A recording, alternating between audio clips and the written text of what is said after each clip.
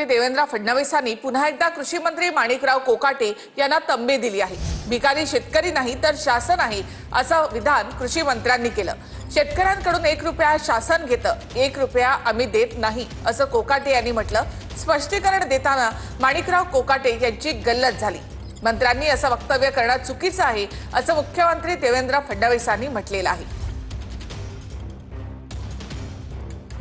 शेतकऱ्यांकडनं 1 रुपया शासन घेतं, शेतकऱ्यांना 1 रुपया देत नाही आम्ही।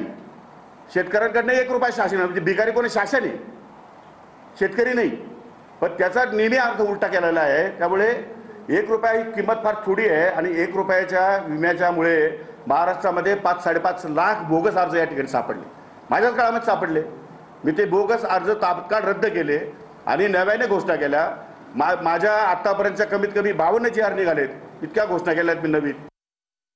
बघा, ते काय बोलले हे मी ऐकलेलं नाही, तथापि मला असं वाटतं की जर त्यांनी असं वक्तव्य केलं असेल तर मंत्र्यांनी असं वक्तव्य करणं अतिशय चुकीचं आहे।